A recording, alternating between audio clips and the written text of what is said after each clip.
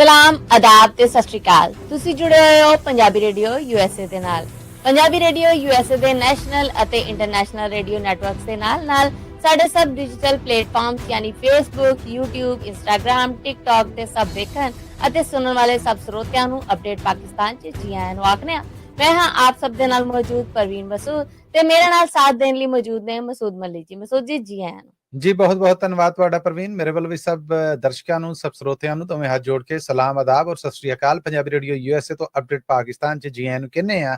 America ਦੇ ਵਿੱਚ ਅੱਜ 10 ਸਤੰਬਰ ਸਾਲ 2025 ਦਾ ਡੁੱਬਦਾ ਹੋਇਆ ਦਿਨ, ਜਦਕਿ ਪਾਕਿਸਤਾਨ 'ਚ 11 ਸਤੰਬਰ ਸਾਲ 2025 ਦਾ ਚੜ੍ਹਦਾ ਹੋਇਆ ਦਿਨ ਇਹ ਦੱਸ ਰਿਹਾ ਹੈ ਕਿ ਅਸੀਂ ਪਿਛਲੀਆਂ 24 ਘੰਟੇ ਦੀਆਂ ਉਹ ਵੱਡੀਆਂ ਖਬਰਾਂ ਜਿਹੜੀਆਂ ਪਾਕਿਸਤਾਨ ਦੇ ਨਾਲ ਜੁੜੀਆਂ ਉਹ ਲੈ ਕੇ ਆਪ ਸਭ ਦੇ ਰੂਬਰੂ ਹਾਜ਼ਰ ਹਾਂ।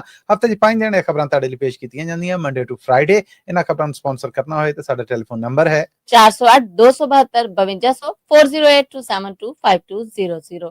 ਮਸੂਦ ਵਧਨੇ ਪਹਿਲੀ ਖਬਰ ਲੈ शहबाज शरीफ होरां ने माहौल ते ज़राती एमरजेंसी लाने का ऐलान कर दिता है ते ह्यूमन राइट्स कमीशन का आखना है कि हड़ ने सरकार दी सारियां नलायकियां नूं खोल के रख दिता है। जी पाकिस्तानी प्राइम मिनिस्टर शहबाज शरीफ होना ने हड़ दे उत्ते बकायदा और लीफ ते ये ते रोले ते रप्पे ते फोटो सैशन इस सब ते चलन नहीं दिया सीगा।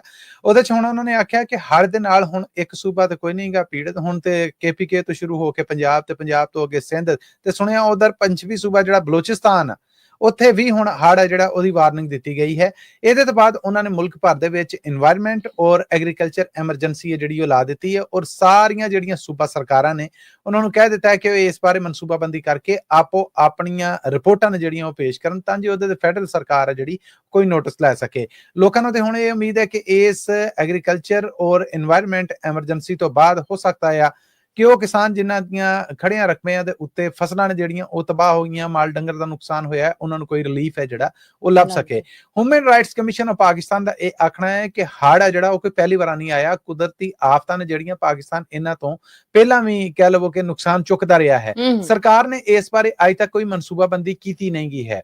ਮਨਸੂਬਾਬੰਦੀ ਨਾ ਹੋਣ ਕਾਰਨ ਇਹ ਨੁਕਸਾਨ ਜਿਹੜਾ ਹੋਇਆ ਔਰ ਇਹ ਨੁਕਸਾਨ ਰੁਕਣੇ ਨਹੀਂਗੇ ਜਦੋਂ ਤੱਕ ਕਿ ਲੋਕਾਂ ਦੀ ਸਾਂਭ ਸੰਭਾਲ ਬਾਰੇ ਔਰ ਆਪਣੇ ਬਚਾਅ ਦੇ ਵਾਸਤੇ ਸਰਕਾਰ ਨੇ ਕੋਈ ਮਨਸੂਬਾ ਨਾ ਬਣਾਇਆ, ਉਹਨੂੰ ਸਿਰੇ ਨਾ ਚਾੜਿਆ, ਉਦੋਂ ਤੱਕ ਇਹ ਨੁਕਸਾਨ ਹੁੰਦੇ ਰਹਿਣੇ ਆ। ਔਰ ਨਾਲ ਹੀ ਹਿਊਮਨ ਰਾਈਟਸ ਕਮਿਸ਼ਨ ਦਾ ਇਹ ਆਖਣਾ ਹੈ ਕਿ ਇਹ ਨੁਕਸਾਨ ਅੱਜ ਦੇ ਨਹੀਂਗੇ ਹੋਣ ਦੇ, ਕਿੰਨੇ ਵਰਿਆਂ ਤੋਂ ਕਿੰਨੀ ਵਾਰ ਹੜ ਆਇਆ ਉਹਦੇ ਸਭ ਕੁਝ ਰੁੜਦਾ ਹੀ ਰਿਹਾ ਹੈ। ਸੋ ਸਰਕਾਰ ਲੋਕਾਂ ਨੂੰ ਇੱਕ ਇਨਫਰਾਸਟ੍ਰਕਚਰ, ਇੱਕ ਮਨਸੂਬਾ, ਇੱਕ ਨਿਜ਼ਾਮ, ਇੱਕ ਸਿਸਟਮ ਦੇਣ ਦੇ ਵਿੱਚ ਨਾਕਾਮ ਰਹੀ ਹੈ ਔਰ ਇਹ ਨੁਕਸਾਨ ਨੇ ਜਿਹੜੇ ਇਹਨਾਂ ਦੇ ਉੱਤੇ ਵਹਿਣ ਪਾ ਕੇ ਇਹ ਕਹਿਣਾ ਕਿ ਜੀ ਇਹ ਹੋ ਗਿਆ ਅਸੀਂ ਹੁਣ ਮਦਦ ਕਰਾਂਗੇ। ਮਦਦ ਕਿੰਨੀ ਕੁ ਹੁੰਦੀ ਹੈ ਉਸ ਉਹਦੇ ਵਿੱਚੋਂ ਝੂੰਗੇ ਵਾਲੀ ਗੱਲ ਹੈ ਜਿਹੜੀ, ਤੇ ਇਹ ਨੁਕਸਾਨ ਨੇ ਜਿਹੜੇ ਇਹ ਲੋਕਾਂ ਦੇ ਐਕਚੁਅਲ ਹੋਏ ਨੇ ਔਰ ਇਹਦੇ ਨਾਲ ਅਰਬਾਂ ਰੁਪਈਆਂ ਦਾ ਨੁਕਸਾਨ ਹੈ ਜਿਹੜਾ ਉਹ ਹੋਇਆ, ਜਿਨ੍ਹਾਂ ਦੇ ਵਿੱਚ ਫਸਲਾਂ ਦਾ ਉਜਾੜਾ ਹੈ ਜਿਹੜਾ ਆਉਣ ਵਾਲੇ ਦਿਨਾਂ ਦੇ ਵਿੱਚ ਪਾਕਿਸਤਾਨ 'ਚ ਖੁਰਾਕ ਦੀ ਕਮੀ ਦਾ ਵੀ ਸਬਬ ਬਣ ਸਕਦਾ ਹੈ। ਜੀ ਮਸੂਦ ਬਾਅਦ ਨੇ ਅਗਲੀ ਖਬਰ ਲੈ ਤੇ ਅਗਲੀ ਖਬਰ ਵੀ ਹੜ ਬਾਰੇ ਹੀ ਹੈ। ਜਿੱਦਾਂ ਹੜ ਨੇ 4 ਚਫੇਰੇ ਜਿਹੜਾ ਤਬਾਹੀ ਮਚਾਈ ਹੋਈ ਸੀ, ਲੋਕਾਂ ਨੇ ਕਿੱਲਿਆਂ ਤੋਂ ਡੰਗਰ ਖੋਲ ਦਿੱਤੇ ਸਨ ਕਿ ਬਈ ਇਹ ਚਲੋ ਜੇ ਕਿੱਲਿਆਂ ਨਾ ਬੱਜੇ ਜਿਹੜੇ ਉਹ ਨਾ ਮਰ ਜਾਣ, ਠੀਕ ਹੈ।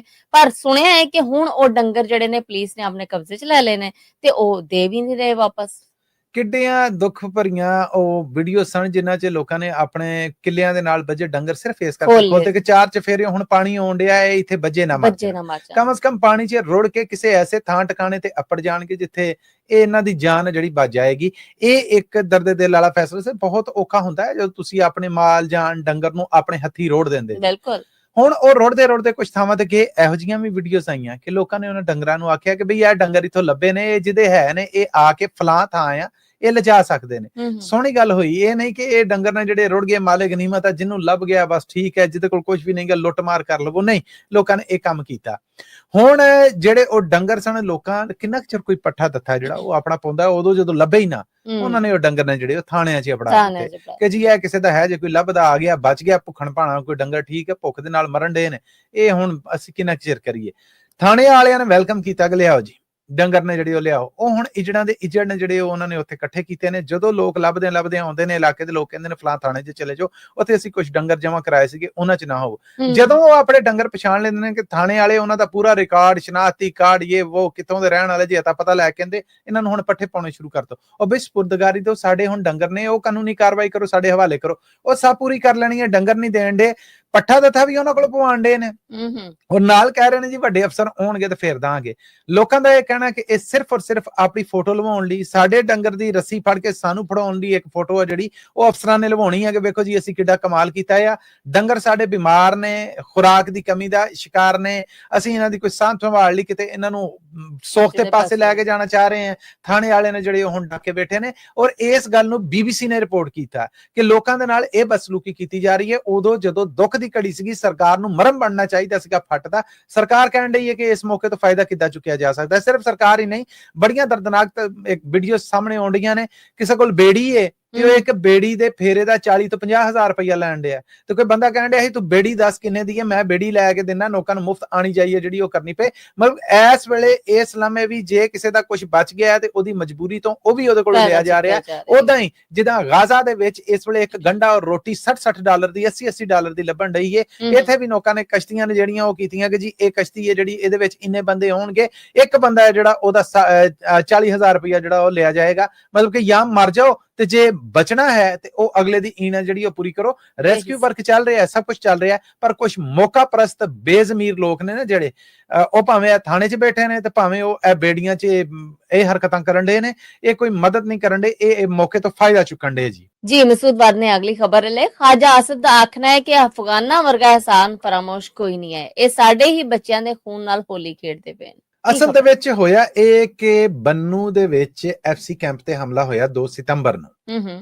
ਉੱਥੇ ਪਾਕਿਸਤਾਨੀ ਫੌਜ ਦੇ ਜਿਹੜੀ ਅਲੀਟ ਕਮਾਂਡੋ ਫੋਰਸ ਹੈ ਨਾ, ਜਿਹਨੂੰ SSG ਕਿਹਾ ਜਾਂਦਾ ਹੈ ਜੀ, ਇਹ ਬਹੁਤ ਕਮਾਲ ਦੇ ਕਮਾਂਡੋਸ ਨੇ, ਅਲੀਟ ਕਲਾਸ ਕਿਸਮ ਦੇ ਕਮਾਂਡੋਸ ਨੇ।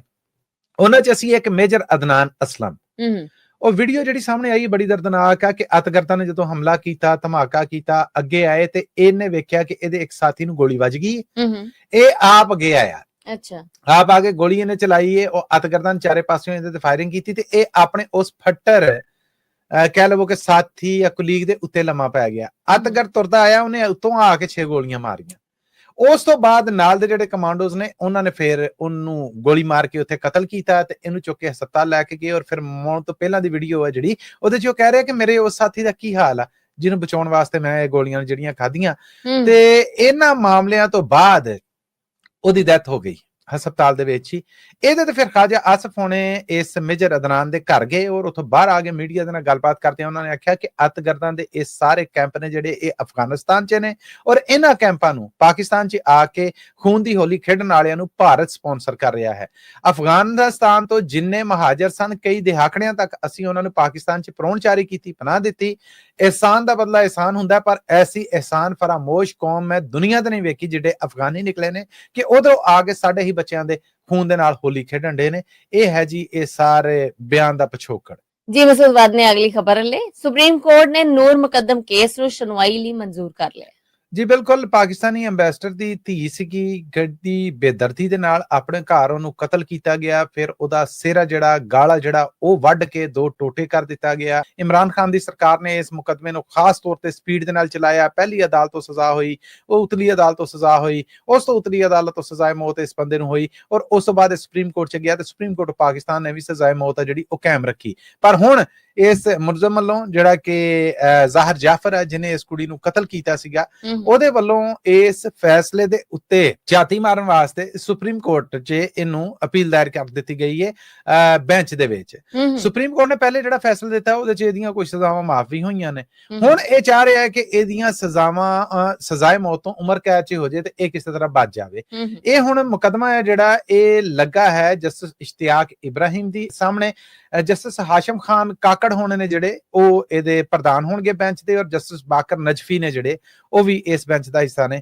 ख्वाजा हारिस ने ਜਿਹੜੇ ਉਹ ਵਕੀਲ ਕੀਤੇ ਗਏ ਨੇ ਔਰ ਇਸ ਕੇਸ ਨੂੰ ਸੁਪਰੀਮ ਕੋਰਟ ਦੇ ਇਸ 3 ਜੱਜਾਂ ਦੇ ਬੈਂਚ ਨੇ ਸੁਣਵਾਈ ਲਈ ਮਨਜ਼ੂਰ ਕਰ ਲਿਆ ਆ।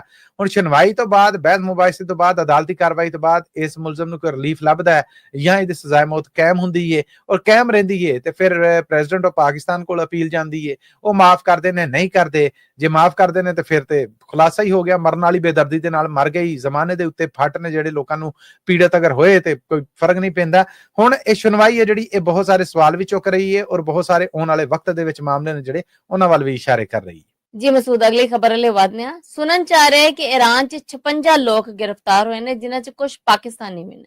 ਜੀ ਬਿਲਕੁਲ ਗੈਰ ਕਾਨੂੰਨੀ ਤਰੀਕੇ ਦੇ ਨਾਲ ਸਮੁੰਦਰ ਰਾਹੀਂ ਇਹ ਈਰਾਨ 'ਚ ਵੜਨ ਦੇ ਸਨ ਔਰ ਈਰਾਨ ਦਾ ਬਾਰਡਰ ਪਾਰ ਕਰਕੇ ਇਹਨਾਂ ਨੇ ਅੱਗੇ ਤੁਰਕੀ ਵੜਨਾ ਸੀਗਾ ਜਾਂ ਜਿੱਦਾਂ ਵੀ ਯੂਰਪ ਜਾਣ ਦੀ ਕੋਸ਼ਿਸ਼ ਕਰਨ ਦੇ ਸਨ।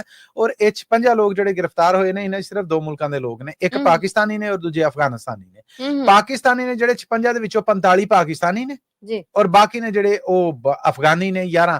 ਇਹ ਪਾਕਿਸਤਾਨੀ ਨੇ ਜਿਹੜੇ ਇਹਨਾਂ ਬਾਰੇ ਪਤਾ ਲੱਗਾ ਹੈ ਕਿ ਇਹਨਾਂ ਦੇ ਵਿੱਚੋਂ 16 ਦਾ ਤਾਲੁਕ ਜਿਹੜਾ ਉਹ ਮੰਡੀ ਬਹਾਉਦੀਨ ਦੇ ਨਾਲ ਆ, 13 ਨੇ ਜਿਹੜੇ ਉਹ ਗੁਜਰਾਂ ਵਾਲੇ ਦੇ ਨੇ, 8 ਨੇ ਜਿਹੜੇ ਉਹ ਗੁਜਰਾਤ ਦੇ ਨੇ, 2 ਸ਼ੇਖੂਪੁਰੇ ਦੇ ਨੇ ਔਰ 5 ਦਾ ਤਾਲੁਕ ਜਿਹੜਾ ਮੁਜ਼ੱਫਰਗੜ੍ਹ ਦੇ ਨਾਲ ਆ ਔਰ 3 ਦਾ ਤਾਲੁਕ ਜਿਹੜਾ ਉਹ ਬਹਾਵਲਪੁਰ ਜ਼ਿਲ੍ਹੇ ਦੇ ਨਾਲ ਆ। ਔਰ ਇਹ ਸਾਰੇ ਦੇ ਸਾਰੇ ਈਰਾਨ ਦੇ ਵਿੱਚ ਗ੍ਰਿਫਤਾਰ ਹੋ ਗਏ ਨੇ ਗੈਰ ਕਾਨੂੰਨੀ ਤਰੀਕੇ ਦੇ ਨਾਲ ਈਰਾਨ 'ਚ ਵੜਨ ਦੇ ਜੁਰਮ 'ਚ। ਜੀ ਮਸੂਦ, ਇਹਦੇ ਨਾਲ ਹੀ ਅਸੀਂ ਆਪਣੇ ਸਰੋਤਿਆਂ ਕੋਲ ਇਜਾਜ਼ਤ ਲੈਣੀ ਹੈ, ਪਰ ਉਸ ਤੋਂ ਪਹਿਲੇ ਅਸੀਂ ਆਪਣੇ ਸਰੋਤਿਆਂ ਨੂੰ ਜਿਹੜੀ ਆਖਰੀ ਗੱਲ ਕਰੀ ਦੀ ਹੁੰਦੀ ਹੈ ਕਿ ਜੀ ਸਾਡੀਆਂ ਇਹ ਖਬਰਾਂ ਅਪਡੇਟ ਪਾਕਿਸਤਾਨ ਹਫਤੇ 'ਚ 5 ਦਿਨ ਮੰਡੇ ਟੂ ਫਰਾਈਡੇ ਤੁਹਾਡੇ ਵਾਸਤੇ ਪੰਜਾਬੀ ਰੇਡੀਓ USA ਦੇ ਨੈਸ਼ਨਲ ਔਰ ਇੰਟਰਨੈਸ਼ਨਲ ਰੇਡੀਓ ਨੈਟਵਰਕ ਦੇ ਨਾਲ ਸਾਡੇ ਸਾਰੇ ਡਿਜੀਟਲ ਪਲੇਟਫਾਰਮਸ ਪਰਮੀਨੋ ਕਿਹੜੇ ਨੇ ਜਿੱਥੇ ਪੇਸ਼ ਕੀਤੀਆਂ ਜਾਂਦੀਆਂ ਨੇ? YouTube, Facebook, Instagram ਅਤੇ TikTok। ਜੀ ਇਹਦੇ ਤੇ ਅਸੀਂ ਪੇਸ਼ ਕਰਨੇ ਇਹਨਾਂ ਪਲੇਟਫਾਰਮ ਨੂੰ ਜੁਆਇਨ ਕਰੋ, ਸਬਸਕ੍ਰਾਈਬ ਕਰੋ, ਘੰਟੀ ਦਾ ਬਟਨ ਦਬਾਓ ਤਾਂ ਜੇ ਤੁਹਾਨੂੰ ਤਾਜ਼ਾ ਬਤਾਜ਼ਾ ਅਪਡੇਟਸ ਮਿਲਦੀਆਂ ਰਹਿਣ।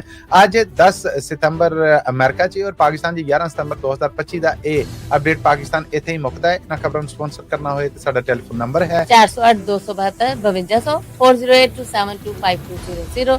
ਲਓ ਜੀ, ਇਹਦੇ ਨਾਲ ਹੀ ਸਾਨੂੰ ਤੇ ਇਜਾਜ਼ਤ। ਅਗਲੇ ਅਪਡੇਟ ਪਾਕਿਸਤਾਨ ਤੱਕ ਲਈ ਤੁਹਾਡਾ ਮੇਰਾ ਸਾਡਾ ਸਾਰਿਆਂ ਦਾ ਰੱਬ ਰਾਖਾ।